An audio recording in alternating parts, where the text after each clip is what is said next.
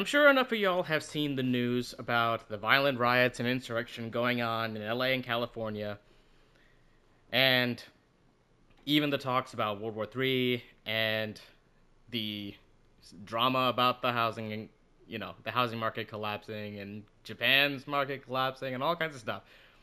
And I'm sure you want to hear either an endorsement or a denouncement of the drama going on in LA, but really I can't bring myself to do either one of those, endorse or denounce, for one big reason. The whole thing is manufactured and meaningless. It's an easy way for the Trump administration to eject a big portion of their threats, and also removing illegal immigrants from the US, but also it's ineffectual. The entire destruction, the entire situation is ineffectual to changing our economic landscape. What we have going on in LA isn't even a step towards the really burning down the dead in the system, but rather a controlled burn monitored and facilitated by the system itself. Last week, now, what's up, my guys? It's your boy, Jabrak, back with another. This is probably going to be a pretty long video, so buckle up. Last week, I watched 1984 for the first time, along with a video by Shahid Bolson about how the United States will never have a revolution in the current situation, and an AI-generated horror clip from about a year ago called Capital of Conformity that really gave off that. It really hammered in the 1984 line. That's actually what inspired me to watch 1984 for myself. And I'm led from all of those to conclude something fairly controversial. I actually agree with Mr. Bolson, and I'm quickly becoming more and more convinced that the West will never experience the revolution or resistance to the machine that our culture actually needs to overthrow the powers that hold us hostage in this crippling financial, social, and political environment. Our nation has had all the necessary ingredients for true revolution boiling around for a little over 2 decades, and we've done absolutely nothing but let the water get hot enough to ensure that we can't hop out of the pot. I'm making a little allusion to that frog in the boiling water bit, but I digress. Our taxes steadily rose over our means began diminishing with inflation, and the government has sold out the American people to corporations and foreign interests. The business-owning boomers phased the young people out of economic participation by offloading all of our jobs out of the country to ensure that we can never oppose them, or gain the means to oppose them. They point us all towards the wrong targets by creating arbitrary factions, by suppressing any slightly dissenting ideas within those factions with propagandized media, algorithmically radicalizing us all, and they keep the rest of us who aren't feeding into the anger, the rage circle. They pacify us with media, also generated by algorithms. They pressured us into accepting the worst of individualism and collectivism. And what I mean by that is, they convinced us that we owe society everything that we have, yet society owes us nothing in return. You know, the ask not what society can do for you, but what you can do for society, right? This is poetic, but this unknowingly toxic half-belief has fooled us into accepting decades of political shifting away from the interests of the American people. This is how we accepted ridiculous taxes, ridiculous inflation, and ridiculous job requirements. The fair position for us is, if society owes us nothing, then we owe society nothing. If we owe society everything, or anything, then society owes us everything, or something. They inject our food with addictive, refined sugar and additives to ensure that we never stop buying them, that we never stop craving them. They inject the food with hormone-disrupting, synthetic, and sedating chemicals to keep us overweight, chronically sick, and enslaved to the medical-industrial complex. Our medicine is synthetic, sedating, and addictive. Medical practice is designed to keep our ailments manageable and eternally marketable rather than to make people well.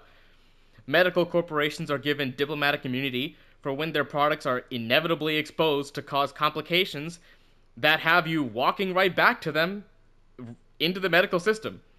Meanwhile, you can bet the wealthiest members of society receive the best care. Hollywood actors go through extreme body transformations in record time with diet coaches and hormonal treatments. Cancers are treated on a personalized level that the average person could never afford, and they have ready access to substances like resveratrol, amphetamines, or extreme hormone treatments. Think testosterone, epinephrine, adrenaline, or steroid therapies that have anti aging, focus stimulating, or body modifying exploitations that the average person can never have approved for themselves or have immense amounts of red tape holding it back from us.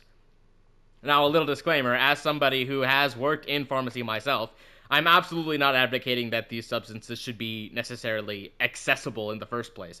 Since stimulants like amphetamines or depressants like benzodiazepines, they're very easily lethal and highly physiologically addictive. Not just psychologically, but physiologically. Like, I've seen people with benzo addictions never even plan to get addicted, were on it short term, and their body still craves it to this day. They don't even have a psychological craving. Their bodies just shudder in, that's the jonesing. Well, so what I mean to criticize here is the lack of transparency in the medical industry and the institutions above that operate or utilize them against the best interests of the people. All of our popular movies and TV come from the institution itself. Hollywood is owned by the machine. All of it uses every bit of scientifically researched addictive methods to ensure that we never look away from their screens. AI are writing our scripts, drawing our art, and pretty soon they'll even generate the entire film process altogether in mere moments. What used to take months and years of creative effort and labor can now be done in seconds with over 90% of the same quality. And let's not even talk about what's going to happen in the upcoming years. That's just now. Now, Bolson also mentions how our music is more earworm than art. They use addictive frequencies and beat patterns to keep you listening to poisonous lyrics that glorify debauchery, mental illness, and self-destructive behavior. And even that nowadays is widely AI generated, all made by algorithms. None of them are produced by human inspiration. None of things produced by human inspiration anymore. And anything that remotely challenges the authority or powers of the institutions that publish them are suppressed algorithmically. They're suggested less in the feeds of the public. The viewpoints that they desire are pushed even more greatly, and the listeners are shown less and less of what's real and authentic, and more of the corporate programming slop. We don't see any groups like Rage Against the Machine, but instead align with the machine.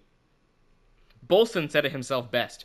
We no longer use narrative, music, and art for beauty, cultural revival, or to challenge the status quo, but for money, commercial gain, and vanity and indoctrination. We're overwhelmed with groups and ideologies, and each of which are us or them factions, with us or against us philosophies. Meanwhile, none of them are the real threat, but instead the very people we should be allying with. All the people within them are pressured into groupthink, or they're otherwise labeled the enemy of the group, accused of disloyalty, denied your belonging. There's no free thought among any of them, despite all of them claiming that they celebrate free thought. Each one thinking that the other is radicalized, yet ignoring their own radical behavior. That being said, the fence of free thinkers remains too decentralized, too small, and too unfocused because the factions are so big and their media so propagandized that the free thinkers are yet again shunned to the outskirts of the discussion or pressured to toe the party line. We claim meaningless identities, senseless categorizations of ourselves, and pacifying dichotomies. Left or right, Republican or Democrat, homosexual or homophobic, colored or racist, even warring across the lines of our generations. Gen Z, Millennials, Gen X, Boomers, none of it's real. They only serve to keep us divided against each other and never looking up at the person shaking the snow globe. We accuse the other side, really any demographic other than our own, of causing all of our own problems, while refusing to look at the people actually involved in our oppression. Because it's easier to place the burdens of all the world's evils on a disembodied, dehumanized, disparaged general people group than to unify with those people against any true enemy, or even accept responsibility where we should. It's easier to have our little tantrum throwing around and breaking our own stuff, rather than grow up and organize against the powers that be or take action to improve our own lives. It's easier to throw blame around than to take responsibility for ourselves by quitting addictive behaviors, quitting our support of toxic structures or relationships, and quitting pumping our resources into the very systems that suck us dry.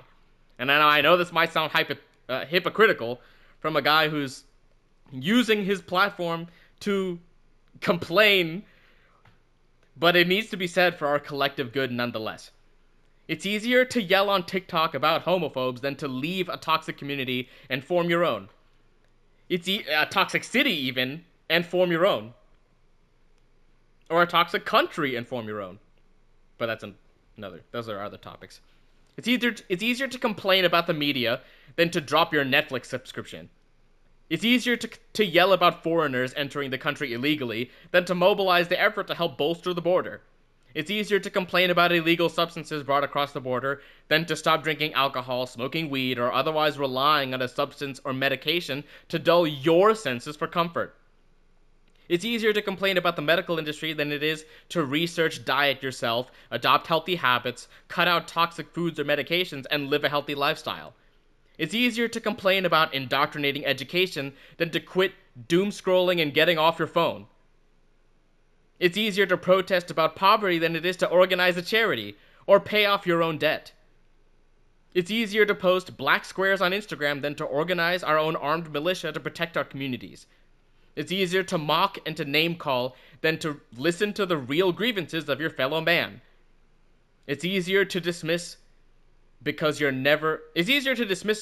never experienced it than to think that the other side might have a point. As Bolson says, We've been intellectually disarmed and reprogrammed. The rich write our music, make our favorite shows, film our movies, write our books and stories, design our fashion, develop our hygiene products, perform and report our medical research, operate our news, decide our laws. They design our opinions. They design the dissent of our opinions. They run our social programs, decide who to exalt and who to suppress, decide who to make rich and who to force into debt, decide which corporations stand and which fall, which social norms we follow. They decide which currency stands and which falls.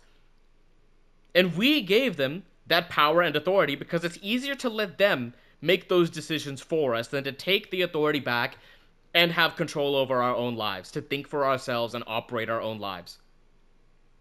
To take responsibility, do our own medical research, do our own political research, do our own social research, get involved in policy again. The boomers were the most politically involved generation for a reason. We can't fault them on that. And they'll even let us think that we're fighting or speaking against them.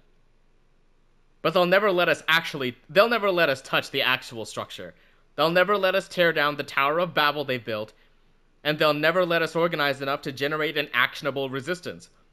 The greater issue, however, is that the current mental state of the United States citizen would never let us do so ourselves either. It's time we woke up. It's time we face the music. It's time we see the economy, the housing market, the job market, even the insurrection in LA for what it is. The machine's controlled burn, not the blaze of a real revolution. Now, I know that sounds all doom and gloom, but pointing out the issues within a system comes from love for the system and the hope to bring it back to life. In the words of a fellow Helldiver, I'm a Helldiver player. In the words of a fellow Helldiver I've met, true loyalty to the democracy isn't mindless acceptance of dysfunction or poor legislation. but identifying and ruthlessly purging that dysfunction so the system can continue to thrive. You've got to find and point out the deadwood and destructive tree roots in the forest in order to start burning it off properly without destroying healthy tree or soil. Thank you guys very much for watching. If you guys like the content so far, please give the video a like and subscribe. Or, if you feel led by the Holy Spirit, consider donating at the links on my channel page. Those would really help to keep the channel going and to keep these videos being put out without any intervention going on. Thank you guys very much for watching. Have a blessed day.